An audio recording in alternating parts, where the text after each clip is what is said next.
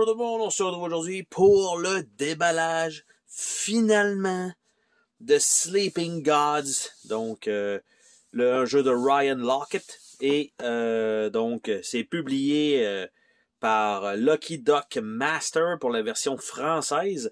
J'avais manqué le Kickstarter en anglais, j'ai manqué je crois que c'était peut-être un GameFound ou quelque chose, une campagne qu'ils ont fait en français. J'ai pu embarquer dans les Late Pledge, donc une précommande avec la compagnie, et ça a pris environ 3 ou 4 mois de plus que nos amis européens pour avoir les copies ici au Canada. Donc, une grosse boîte, très épaisse, donc avec beaucoup de contenu à l'intérieur.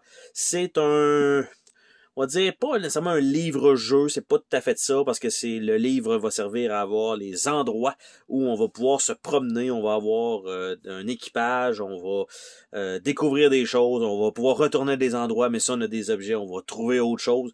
Il semblerait que le jeu est super bien fait, donc j'ai bien hâte de pouvoir le découvrir. Et donc, on va ouvrir ensemble la boîte, qui est quand même assez pesant. On voit ici 1 à 4 joueurs, 14 ans et plus, 20 heures. On parle pas de minutes, là. On parle de 20 heures de jeu, évidemment, pour terminer une campagne complète. Donc, bien sûr, vous pouvez toujours relancer tout ça, mais c'est à peu près le temps que ça va prendre avec plusieurs scénarios. Donc, on va voir s'il y a peut-être un petit système de sauvegarde à l'intérieur. On a une boîte très épaisse et on a un fond imprimé, donc c'est quand même très cool d'avoir ça. Toujours, ça fait un petit peu plus premium comme truc. On a ici les hauts faits, donc un genre de succès, la liste des totems qu'on peut trouver, donc les cartes débloquées. On va avoir ça aussi. Donc, probablement que je vais faire une photocopie tout simplement et je vais plastifier avec un petit crayon marqueur. Ça va être beaucoup plus simple pour ça. Nous avons ici une petite feuille mise en place. C'est écrit très petit, comme vous pouvez voir. Faut zoomer, donc évidemment, version française, toujours 4 fois plus de mots pour écrire la même phrase. Donc, on a ça ici. Donc, je vais espérer qu'il n'y a pas beaucoup d'erreurs. Il faut dire que cette version-là, c'est une version normale qui va probablement se retrouver sur les tablettes. Donc, il n'y aura pas le petit bateau en métal, il n'y aura pas les jetons en métal, il n'y aura pas non plus le tapis de jeu. Donc, ça va vraiment être des composantes supposément normales qu'on devrait trouver là-dedans. On a ici un premier livre, donc parce que Ryan Laukat avait commencé ça avec Above and Below, un genre de système comme ça avec un livre dans lequel on devait aller des fois en haut, donc pour faire certaines actions, et aller explorer au sous-sol pour faire d'autres actions. Après ça, on a eu Near and Far, qui était plutôt sur une carte géographique, on va dire ça comme ça, et qu'il fallait se promener, aller faire des missions avec le livre. Et là, ben, c'est sensiblement le livre qui va nous guider. Et là-dedans, ce qu'on a, donc, c'est le livre d'aventure et c'est du texte comme ça. Donc, quand ils vont nous indiquer d'aller voir, par exemple, 1.2, ben, on va lire le 1.2 et tout simplement, on va avoir du texte, il va y avoir des combats, il va y avoir des événements. S'il se passe telle chose, fait telle chose. Et ça va servir à ça. Donc, évidemment, je vais pas le regarder au complet, mais il y a quand même 170 pages. Donc, c'est quand même pas mal d'événements quand même, parce qu'il y a aussi des cartes, hein, ça ne sera pas juste le livre tout seul. Il y a le guide de démarrage, donc l'aventure commence ici, ce guide de démarrage vous initie à Sleeping God, pas à pas, l'idée se livrer dès l'ouverture de la boîte. Donc, ils vont nous dire quoi prendre, comment faire le scénario d'introduction, ce qui est quand même bien. Donc, la liste des aventures. Donc, on va avoir un petit feuillet. Ça, c'est toujours cool d'avoir un exemple de jeu, comment débuter. Donc ça, c'est bien. Après ça, on a le livre de règles lui-même. Donc, il est un peu plus épais, je dois le dire. 40 pages quand même. L'index qui est là. Donc, les hauts faits, la variante de dés, ajouter, retirer des joueurs, la campagne, les autres règles. Donc, c'est sûr qu'on a vu la majorité probablement des règlements dans le guide de base, mais on n'a pas... on va se référer à ça par la suite, donc pour la mise en place. Beau papier gloss, donc ça c'est toujours bien, mais c'est quand même 40 pages, quand même, c'est quelque chose. Après ça, nous avons ici un guide, je sais pas trop, ça doit être la carte, et voilà. Donc la carte illustrée quand on va se promener. Donc en bas, on a les directions, donc 9 vers le bas. 22, 10. Et là, c'est des lieux dans lesquels on va pouvoir se promener. Donc ça, c'est très, très, très, très cool comme emplacement parce qu'il y en a qu'on va mettre des plateaux au-dessus. Il y a des extensions qui existent aussi pour pouvoir rajouter du matériel.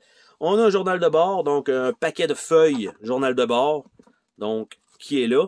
Et de l'autre côté, on a la mer de l'errance, donc où est-ce qu'on est allé, fort probablement.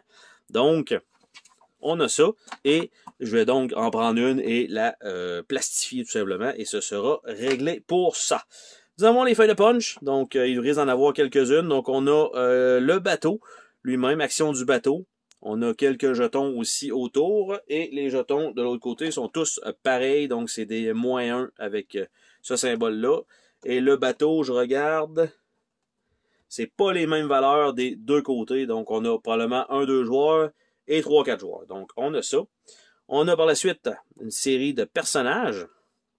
Donc on a Capitaine Sophie Odessa, on a Audrey Williams, Liverpool, on a Gregory Little de Los Angeles, on a ici ce qui semble être des vivres avec du bois, des carottes, bref, une couple de trucs ici. On a quelques petits jetons affaiblis, folie, effrayés, qui risquent d'être pour les personnages. On a ici des jetons, je pourrais pas dire c'est quoi exactement, mais on a ça. Je sais pas si c'est ça qui va remplacer les pièces d'or. On a une petite histoire pour chacun des personnages à l'arrière de leur carton. Nous avons une autre série de personnages. On a Kanan Sharma. On a Kazumi Aoshima. On a Laurent Lapointe du Québec directement. On a, encore une fois, les mêmes jetons qu'on avait de l'autre côté. Donc, rien de spécial pour ça. On a Mara Johnson. On a Marco Reyes. On a Raphaël Vieira. Et on a encore les mêmes jetons ici, la même chose ici, et encore une fois, la même chose là. On a un restant ici de jetons, donc ce qui restait, ce qui manquait ici, on a encore ceux-là. On a des gouttes 5, on n'a pas vu de goutte 1, donc ok. Après ça, on a des marqueurs ici avec des lettres. On a défaussé ce jeton pour soigner tous les blessures de l'équipage, donc genre de potion. On a un scaphandre, on a les jetons des personnages avec des bonus dessus. On a ici ce qui a l'air d'être un genre de kraken peut-être, ou serpent de mer, un œuf. Après ça, ici, on a un port avec quelques textes dessus. Et de l'autre côté, ça a l'air à peu près de ça. Donc, et voilà. Après ça, dans le fond de la boîte, vous voyez qu'on a ici un sac de sac. Donc, pour mettre les jetons à l'intérieur. On a une petite boîte pour les quêtes terminées qui est déjà fournie. Évidemment, elle est vide parce que les cartes sont pas dans celle-là. Par contre, j'ai un petit souci avec ça. Peut-être que les cartes slivées vont peut-être pas rentrer là-dedans. J'ai un petit foam ici pour la boîte parce qu'elle était là avec les petits sacs comme ça. Donc, je peux sortir ça de là. Il y a une boîte ici qui est vide également. Je ne sais pas à quoi elle va servir, mais on a des boîtes fournies pour ranger les cartes et les composantes. Ici, là, on va avoir des cartes à l'intérieur. On ne sait pas encore c'est quoi. Donc, on a ici une pile de cartes avec quelques trucs qu'on va regarder ensemble. On a un petit bateau qui est en plastique. Donc, voilà. Quand même pas si mal. Les jetons eux-mêmes, donc les 1 de vie, sont en bois finalement. On a des hexagones. On a des gros cubes gris et on a des petits cubes rouges. Donc ça, c'est ce qui était dans cette petite boîte-là. Donc on va ouvrir le deck de cartes pour voir, tout simplement parce que je vais les remettre dans cette boîte-là. Donc, les cartes, quant à elles, est-ce que c'est toute la même chose? Pas du tout. Ça avait l'air de ça, mais non. En fait, ils ont le même artwork, mais dans le milieu, ça change à mi-chemin. Donc, est-ce que j'ai un troisième type? Non, j'ai juste 2 types de cartes. Les cartes ont un fini tissé, donc ça c'est quand même très très très très bien. Donc ça permet une meilleure, on va dire, pas meilleure rigidité, plutôt longévité dans le temps. Donc on a les cartes triage, adrénaline, feinte, soin, garde haute, ajustement, botte secrète. Là, on voit, c'est toujours la même image en arrière. Rage, tentative audacieuse, attaque surprise, œil de lynx, touche à tout, protection, monde apaisé, recette maison, prière, un esprit saint, empathie, bricolage, pêche, esquive, esquive 2 fois, discipline, union sacrée, surmenage, émulation, s'accroupir, volonté de faire, bandage, entretien, bandage, ménage, réparation, réparation, alerte, alerte, tout donner, réparation. Donc là, ça commence à se répéter un peu. Attaque éclair, 2 fois, et des cartes vides. Fonceur, sagesse, révision du moteur à toute vapeur, réparation de fortune à toute vapeur, fonceur, attaque éclair, alerte, bandage, un corps sain, touche à tout, triage, œil de lynx, adrénaline. Donc, ils sont peut-être en double, toutes chacune. Ça va être à voir les composantes que j'ai en fait dans le livret de règles. Et l'autre, ce sont ce qui semble être peut-être des habiletés des personnages. Donc, Laurent, vigilant, endurance, tactique avancée, distraction, espérance, coutume locale, docteur S moteur. Ça doit être docteur des moteurs peut-être. Docteur S moteur, si vous voulez. Survie, attaque planifiée, bagarreur, tir sournois, loup de mer, chef créatif, doué, urgentiste, parade ultime, maître d'armes, dur à cuire, protection, tireur d'élite, belle prise, boulanger, contre et stabilisation. Donc, ce sont les dernières micro-cartes qui sont fournies donc dans cette petite boîte-là. Par la suite, on a 2 grosses boîtes, donc une ici qui semble avoir des cartes à l'intérieur. Donc, on a des cartes un peu plus grosses, une série de cartes comme ça ici, et on a celle-là ici qui va être sensiblement des rencontres avec des numéros. Donc ça, on a ça. Donc, on va pouvoir regarder ensemble de quoi il en retourne pour ces cartes-là. Donc, il y a un petit peu de spoil, évidemment, là-dedans, mais c'est le temps qu'on va voir ça, on ne sait pas où on va les découvrir. Donc, ces cartes-là sont un peu bizarres avec leur dos. Donc, c'est comme les symboles comme ça. Et de l'autre côté, nous avons donc un Barda, équipement de départ, passager de départ, Gloria Walker, des pancakes, de la soupe, un arc panéen, une hache mythéenne, un harpon Zockmer, un double poignard, marteau Zockmer, fouet tressé, revolver, sarbacane, kit d'éclaireur, théière de camp-terre, boulettes de viande, saucisses grillées, thé aux épices de la lune, ragoût, légumes vapeur, salade de légumes, bouchée à la reine, porridge, pot au feu, machine à vapeur l'Ukraine. Après ça, livre de recettes alsariennes, jumelles, œil de sagesse, ça fait un peu peur, kit de crochetage, lanterne, kit d'explorateur, gilet en écaille de serpent, bouclier panéen, chloroforme, amulette du renard, gilet en cuir riveté et recette de teinture. C'est bien ça, recette de teinture. C'est bien ça, recette de teinture. Donc, on a ça. Les grosses cartes, quant à elles, au format tarot, je pense que c'est du 80-120 ou du 70-120, sont quand même grosses. Donc, là-dessus, nous avons des valeurs de 78 à 1. Donc, tout simplement, ces cartes-là sont déjà un peu rondies. C'est un peu dommage. Donc, de l'autre côté, on a un guerrier mythéen. Donc, quelques copies. Chef des mythéens. Destructeur mythéen. Calamar scorpion. Pas de nom. C'est pas pire, ça. Pas de nom. Après ça, guerrier triton. Sacane épineux. Mendiant cultiste. Mendiant, chef des mendiants. Panthère vampire. Panthère géante, qui est la même image, malheureusement. Œil de feu. Œil volant. Œil venimeux. Chasseur squelette. Guerrier squelette. Gardien des cendres. 1000 pattes géants. Cafard des roches. Anaconda. Albinos. Zoliraptor alpha. meute de Zoliraptor, chacal infernal, momie, Carnotosaurus enragé, Carnotosaurus, Rat-Zarg bagarreur, Rat-Zarg assassin, Rat-Zarg alchimiste, Rat-Zarg pilleur, Golem des cendres, Démon des cendres, Enchanteur des cendres, Guerrier des cendres, je vais mettre ça de côté, Chevalier de la nuit, Démon d'Exic,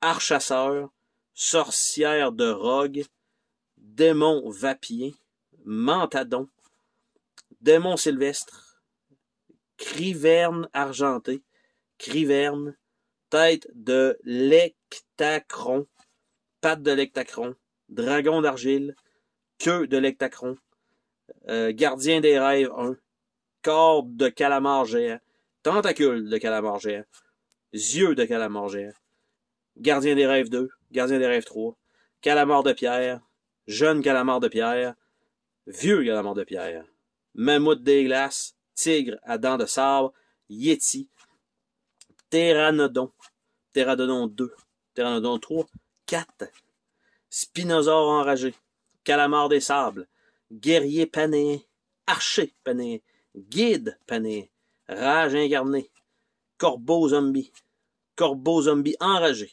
Corbeau liche, Trac, Fanatique panéen 2, Maître panéen. Donc, c'est la totalité de ces cartes-là, qui ont l'air d'être des genres de cartes de rencontre de boss. Je connais pas trop le système en bas qu'on a vu de genre de grille, un peu bizarre, mais bon. Et on a un petit coffre ici qui est très très très pesant, qui doit contenir là aussi des cartes. C'est une petite boîte aimantée, donc avec panoplie de cartes à l'intérieur. Et il y a un petit papier au fond qui est là. Et on n'a rien de spécial. C'est juste le fond de boîte vraiment qui est là. Donc il n'y a pas de double fond. Je me suis dit, peut-être qu'en dessous du papier il va y avoir quelque chose, mais non, c'était juste pour que les boîtes ne frottent pas trop dans le fond de l'autre boîte. Je dis de même, c'est un peu bizarre. Je vais regarder rapidement les cartes. Donc on a la quête 180. Donc ça, on ne les regardera pas parce que ça va être uniquement du texte et ça va bien évidemment spoiler sensiblement parce que le reste, oui, c'est les créatures, mais ceux-ci, c'est vraiment à ces endroits-là, vous allez tout simplement avoir ces événements-là. Donc, 72, après ça, 18, 54, et il y a un dernier deck qui est un peu différent, mais je pense pas que ça vaille la peine de l'ouvrir, parce que là, on a ça c'est toutes des quêtes. On a la série de quêtes qu'il va probablement falloir mettre dans ordre numéroté. On a aussi des aventures, qui est un peu le même principe, donc je vais vraiment pas nous spoiler. D'habitude, j'ouvre absolument tout, mais ce genre de jeu-là, je pense que c'est mieux de ne pas le faire pour pas rien briser, même pour moi-même, en fait, pour mon expérience. Et on a ici ces cartes-là. Donc, on voit ici, par exemple, Marchand des bois. Donc, il se passe quelque chose. C'est peut-être juste des événements qu'on flippe ça aléatoirement aussi. Donc, qui va peut-être nous amener à certains endroits, aller à telle carte. Donc, je veux pas non plus ouvrir ceux-là pour ne pas me divulgâcher moi non plus. Donc, c'est quand même important. C'est quand même un jeu relativement d'un certain prix. Ça serait un peu dommage de complètement, on va dire, pas détruire son expérience, mais réduire son expérience de jeu parce que j'ai voulu faire une vidéo déballage dessus et que je me suis spoilé la gueule. Donc, ça serait un peu dommage. Mais somme toute, vous voyez qu'il y a quand même beaucoup de composantes. C'est un jeu qui va se détailler, je crois, relativement cher. Donc, c'est pas quelque chose qui va être extrêmement abordable pour tout le monde. Ça risque peut-être d'être aux alentours sûrement d'une centaine de dollars en magasin. Beaucoup c'est beaucoup de matériel à l'intérieur. Les cartons, les Ryan Lockett d'habitude, ça se détaille aux alentours peut-être d'un 80, 90, me semble le dernier qui était, c'est pas Ready or Not, je cherche la boîte, je l'ai ici à côté. Où est-elle? Juste pour m'emmerder, je la vois pas, là. Le pire, c'est que je l'ai, le jeu. Bon. Bref, le dernier avec la boîte rouge, là. Le dernier Ryan Lockett, là. J'ai Cellbound Now or Never. C'est ça que je cherchais. Il y a beaucoup de composantes et le jeu était quand même relativement cher. Je pense que celui-ci, en version française, va se détailler encore plus cher donc que l'autre. Et donc, sur ce, ben, on se dit à la prochaine pour un autre déballage. Et voilà. Salut tout le monde!